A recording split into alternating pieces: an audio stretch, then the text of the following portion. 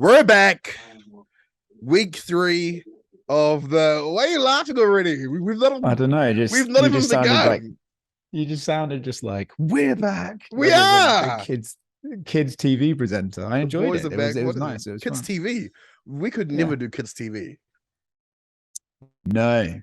Well, I don't know what the term is for me tooing a child, but we'd be near that. Not actually physically. I mean, like, the content would be inappropriate. Wait, I don't even know what I was saying. What are you even talking about? I'm talking about like fucking Nickelodeon, Disney. Like, what the fuck are you talking about? I just went dark. I just went dark. You went unnecessarily dark. Yeah, I'm talking about fucking Blue's Clues and Dora the Explorer. You're talking about fucking God knows what. Well, just, I think I've incriminated myself enough, to be honest. Oh, yeah, you have. Okay.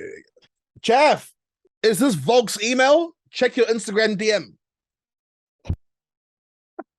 Oh, here he is. Oh, there's Volk. Here he is. There he is. Oh, here he is. On the move. Oh. Hey, what's going on? One sec. Look at this. Oh. Yeah, there we go. Oh, this motherfucker! Hey, Dan, he's moved on, brother. He's moved on, brother. He'll never move on. It'll always be pub talk first. Don't you worry about that, Hugo.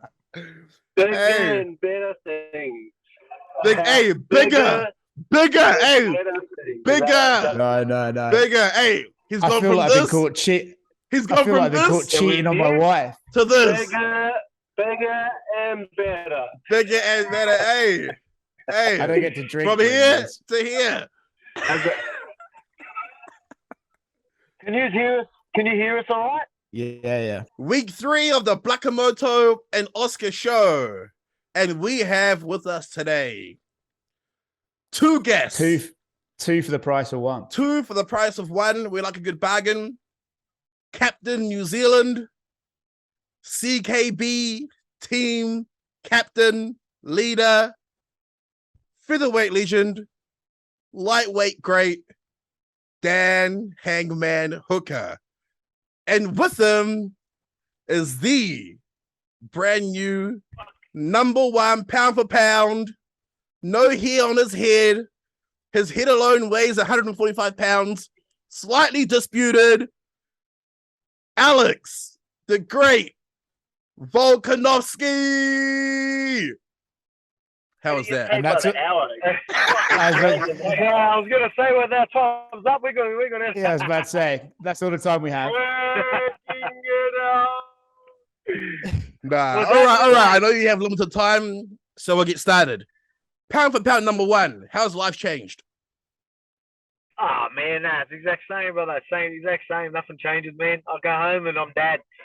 Again, my kids don't care if I'm a champion. Like, they don't care about any of that. They're gonna make me cook dinner and wash the dishes and do whatever either way. So it doesn't really matter, mate. I'm still me, which is good. That's good. Did you've got the hand cleared though, right? I saw today you announced that you've got your hand better, ready to go. You can do everything you want with that hand now. Yeah, well, yeah. I would say anything. I've got to still be a little bit careful. They've cleared me to fight like in a month, So, so I'm pretty much back to almost full contact training. So I'm like, I was sparring. I literally was sparring the other day. I'm wrestling, grappling, doing all that. I'm not going crazy with it. I just want to ease into it as much as I can. But back to pretty much full contact. Nice. Does that mean being back up for October 22 is like it's a sure thing at this point in your head, or do you still need to speak to the UFC? What's going on with that? We still need to have that proper conversation, because obviously we need to get that clearance sorted first. So yeah, we're seeing what's happening with that, but that's definitely something that I'm keen to do, because I stayed fit anyway. What are you laughing at, Dan? What are you laughing at? Huh? No, I'm not laughing at anything. You're not laughing at anything, huh? I'll ask you a question. All right. What are you like? There's Oscar asking legitimate questions, and you're just fucking. I was about to ask you a question, cunt. I was about to ask you a question. What do you do? I'm the fucking co-host, you motherfucker. What do you Technically, do? you- What do you do? Technically, you're the lead host, technically. Hey, you don't come on my show and fucking start abusing me. This is a full-time job. The shit show, mate. Shit show. All right, Dan, you have a new fight booking. Madison Square Garden, November 12th. Tell me about it. Yeah. There's 4 of us on the card. That's like pretty cool.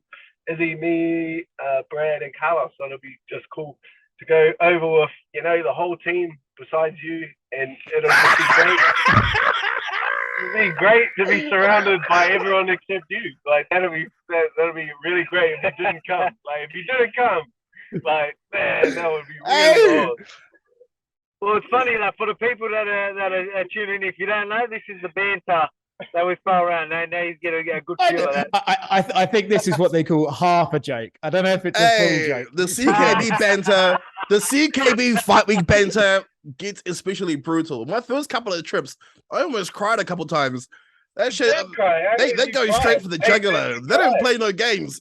They don't give a fuck. Mental health, fucking mental health. The boy said Huge made you cry once. He did not make me cry. He did not make me cry at all. Let's go into detail in this story then. Fuck off, cunt.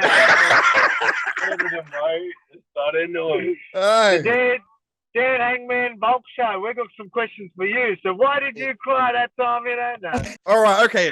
Let's track back really quickly and talk about UFC Paris co-main and main event. What did you boys think? Yeah, man. Well, mate, it was with Whittaker. Like, I had him winning going into that fight, but I didn't expect him to just wash him, especially in the last 2 rounds. He just mopped the floor with him, landed some big shots. Obviously, Marvin was tough, but mate, he gave him a bit of a beating. But Bam Bam as well. I expected him to bring it. I was hoping he would get the win. Obviously, always backing Ty in that as well. But I mean, it was unfortunate. It was a crazy fight though. Dan? Well, I flew over here I'm in Sydney right now. That's why me and Volk are together to do Volk's TV show, UFC on Fox. And we talked about this, and I had a spiel on how the fight went. I didn't actually watch the fight, so they put me on. I didn't actually watch either fight, so I can't tell you shit about it. Why didn't you watch them? What were you doing? Talk about the fight. Now I was in Brisbane, and I was on a plane flying back, so I missed the. My true professional, you would have never known that he didn't watch the fight, mate. Yeah. Fucking hell. I saw Ty. How was? This is my question. How was the after party in Paris? So let me tell you. So I went back to the fighter hotel. I had 10 vodka Sprites because the bar was closing. I walked into a back room. There was Ty, and he'd sorted out this massive drinks cart, and so I just kind of walked into there.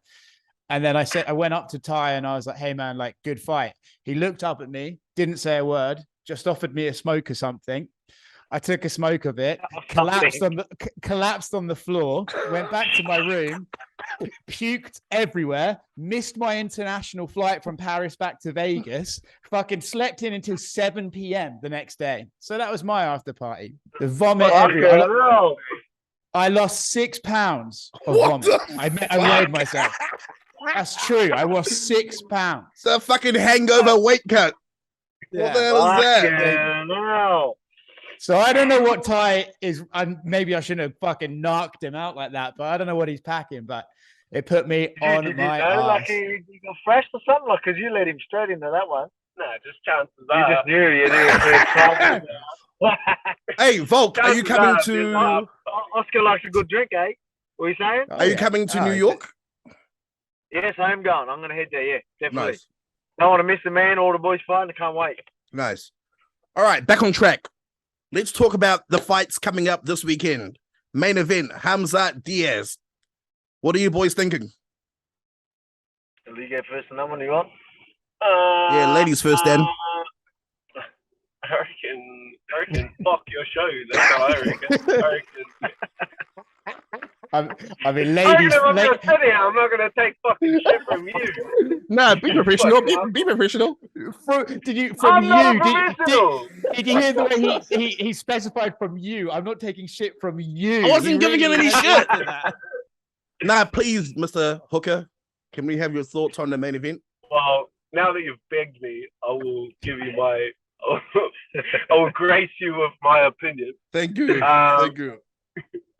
I reckon after he gets chucked around for a bit, next alive, the fight will get interesting. The fight will get interesting in the fourth or fifth. Like Khamzat hasn't even fought 5 rounds before, and he like slowed down in the Gilbert fight, and that was like a 3-rounder. So it's just interesting. Yeah, well, I think he just exactly what he said. Going in, I think Chimaev's going to ragdoll him. He's going to have complete control early. But I mean, if it goes past him a couple of rounds, like as Dan said, that's when it starts getting interesting. We're supposed to interview Nate on this TV show we just did. Whatever. And I was like, we were sitting there, and I was like fuck, he's like, we don't really think we're going to get this. Right. We're like, can we go? Like, yeah, they were like, because we interviewed the Leech, and then they were like, yeah, so we just do a Nate Diaz interview, and then you can leave. I was like, bro, Nate Diaz is not going to answer. You know how you have to check in at the beginning of the fight week with the UFC? He just tweeted, UFC, I'm in Vegas. This is me checked in. Just tweeted that. All right, okay. I've got a hot take for you guys. Guys, okay. The scenario. If the fight goes into the 3rd round, is it a guaranteed victory for Nate?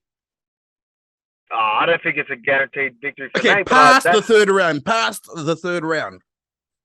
That's when you're definitely, however the fight's going before that, you're definitely going to see a change, or that's going to be a crucial part to see what happens from there. I still think Chimaev can win all 5 rounds, but I'm just saying, like, that's where we know Nate Diaz is going to really come and look for stuff. And like, we were talking about it today, like, Nate Diaz won't care about getting taken down. He ain't going to hesitate on the feet.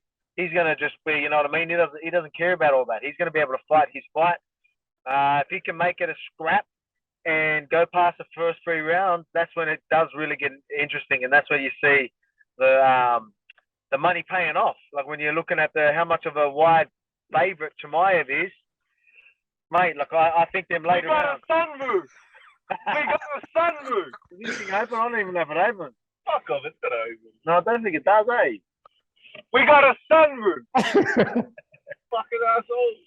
Do you think if Khamzat doesn't finish Nate, does he come away kind of like the loser of this fight? The way everyone's spoken about him, like, oh, he's going to smash him. It's like the pressure's on him to finish Nate, because if he doesn't, he's going to look like, oh, they gave you Nate on a platter and you couldn't get it done and become this superstar. Yeah, like, obviously, like, Gilbert Burns is like a G, like, top of the division, and even him going to like a decision with him, and like him getting dropped a couple of times, like, that kind of shattered that era of invincibility. Like, people kind of lost that. This is not a human. This is a cybernoid from, like, he's not alien. Like, everyone is human. He got dropped like you can't, like I said, he had like, that's like his first fight like that in the UFC, where it was like a back and forth war. Yeah. So he's like fresh. You know what I mean? Like, if he has like 2 or 3, if he has 3 or 4 of those every year for the next 2 years, like, that's unsustainable. Fighting like that is just unsustainable. Going in there berserk, like, trying to take everyone's head off, like, the era of invincibility is kind of been shattered. I think, yeah, if Nate Diaz just survives 5 rounds, he can leave the UFC on a bit of a win. But if Nate wins, we got a sunroof. We got a sunroof. Mate, where is your respect for our craft? Do you know how many years I spent at fucking journalism school? Mate. You never went to journalism school. I never went to school. Oh, hey. No, all right. What you got? All right. I'm gonna keep things moving, guys. Keep things moving. Bloody hell. You're like fucking talking to a 5-year-old gun. Your fucking feelings hurt. How sorry your feelings? Move on. All right. So why can't Alex, no. Alex and I are just sitting in on a couple's No, argument. here's my next question. Like, Here's my next question. Why is Dan Hooker backing Tony Ferguson? And now Tony's fighting Lee, the Leech. What a fucking shit question. That's a valid question. That's a valid question. Yeah, what happened there, Dan? I remember him calling for that. I was like, oh, man, that'd be good. It doesn't even make any sense. Now, opposite what happened. What did happen? Tell us. I tried to fight him, and then he was fighting the Leech. Like, that's what happened. He's welterweight now. Oh, that's hilarious. He's turning his light on. Where's he going? This cupboard in here is on a sensor, so every time I sit still for too long, the lights turn off. I'm just sat here like a nonce paedophile in the dark. Hey, he left you. He ain't never leaving me, buddy. He ain't never leaving me, buddy. No. Dan and I have a bond that will never be broken. Well, hey. I don't want to discredit it by doing it via Zoom. Stop. The only thing that took us apart was the sea, Dan, and the world and the globe of the size. You know, the size of the globe. Other than that, yeah, oceans was the only thing that could separate us. We're back in New York. We're back in New York, baby. Hot dog, NYC. And David's like, no, we're doing this show. Hey, we're doing this show, brother.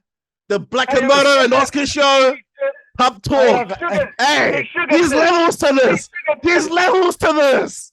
There's levels to this, brother. Hey, it's nice, but it's people fighting over me. This is the first time that's ever happened in my life. It's great. Alex, did the UFC have to pay you money to go to Abu Dhabi? Are you willing to go there just on the chance you can get in that cage? I think that's going to come in the conversation. You know what I mean? But we'll see. I don't know. Why don't you do it and just make the weight for the easy chick? Yeah, like obviously the check, but I mean, I'm legit. Like, I'm gonna make sure I do. Like, if this happens, and you know, I'm gonna make sure I'm fucking in camp and I'm fit and I'm ready. You know what I mean? I'm gonna commit to it. You know what I mean? Just in case that happens, I don't want to be, you know, not prepared. You know, I've got to be prepared for guys like that. So I'll be busting my ass. But I just need to know if it's gonna happen or not, so I can commit to it. Do both of you find it weird how many times when Khamzat and Paulo Costa had that argument at the PI, how many times Khamzat kept saying, Israel fucked your ass, and you loved it. Israel fucked your ass. Please tell me you saw that video.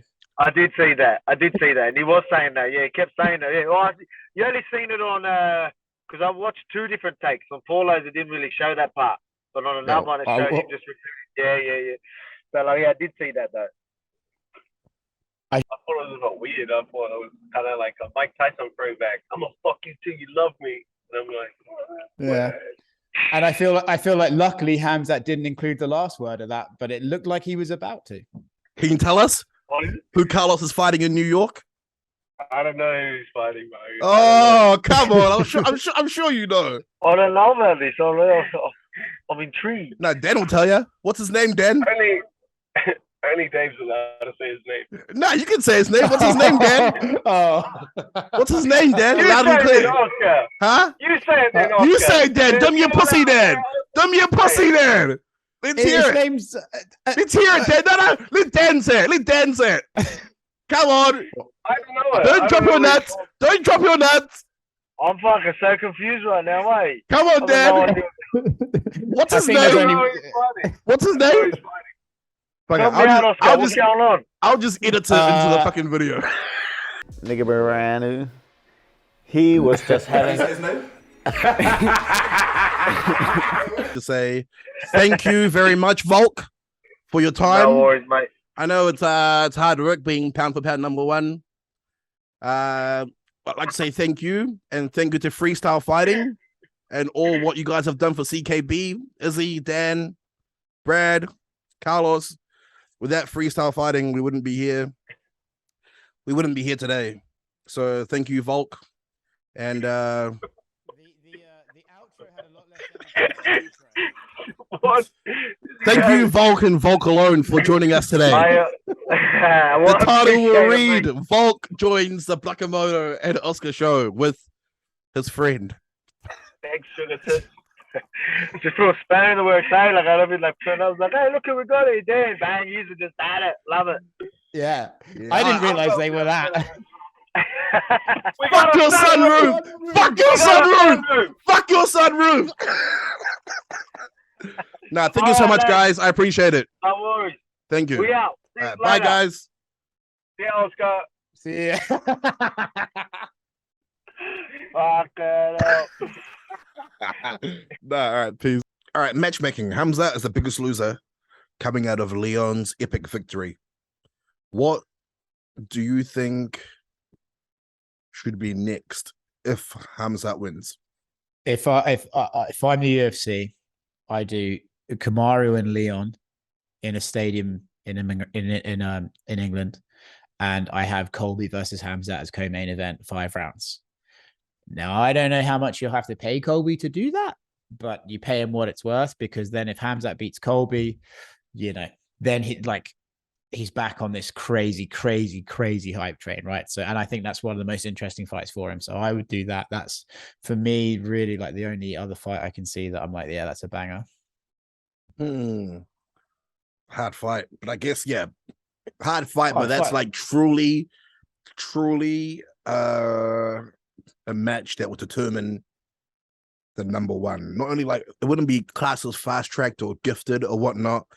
Yeah, Khamzat beating Gilbert and Colby is number one contender. Or alternately, if they're still going to do the 185, 170 thing, have him fight Paulo Costa. There's beef now. That would be an interesting thing. That's like, again, another interesting fight because of the size difference. Like, that's another interesting fight. Do that. Yeah, there's but I think he's promised his coaches absolute bangers for the people. Yeah, I think Whitaker's eyeing up Costa though, because for Whitaker to keep on continuing his journey of knocking people over. Yeah, Costa, that seems like the obvious one to make, right? Is those two now? Yeah, who did Costa just fight? Costa just fought Rockhold. He fought Rockhold and Marvin Vettori. Yeah. All right, hot take. Are you ready? Are you ready? I'm ready. Okay. I'm ready for it. Nate fights Khamzat. He's taking a beating. First round, second round, third round, the tide is starting to turn. Boom, third round is finished. Khamzat is breathing heavy. Nate is like smoking a joint in his corner, whatnot. Nate things. Fourth round comes. The tide is moving in Nate's favor. We're in Vegas. The crowd is getting on his side. Nate, Diaz. I feel like I'm there. Nate's slapping. He's pointing. He's fucking. All right. Yeah. Nate finishes Khamzat and becomes the greatest of all time. Tell me he's not. I would say that he's not the greatest of all time. He becomes the greatest of all time. You have to explain how he becomes the greatest of all time. I have to explain how he does. You have to just support it and just come up with a situation that makes it sound like it makes sense. Make it make sense. Because the greatest of all time is a debate that's never been given the true criteria to really have the effective debate.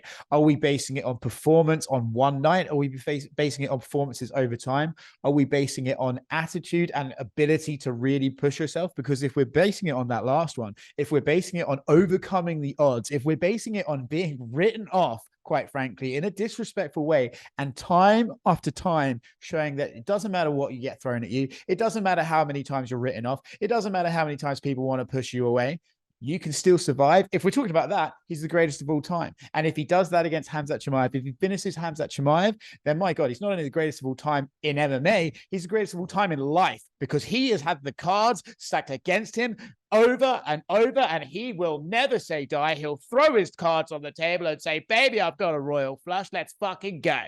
Let's go! I like that. And on that note, thank you for joining us on the Blakamoto and Oscar show. My name is Dave, and he is Oscar. I don't know why I did the hands. Oscar. Wow. Thank you, and we will see you next week. Peace. Put your hands down. Put your hands down. Put your hands. I'm like Ricky Bobby. I don't know what to do with them. Put your hands down.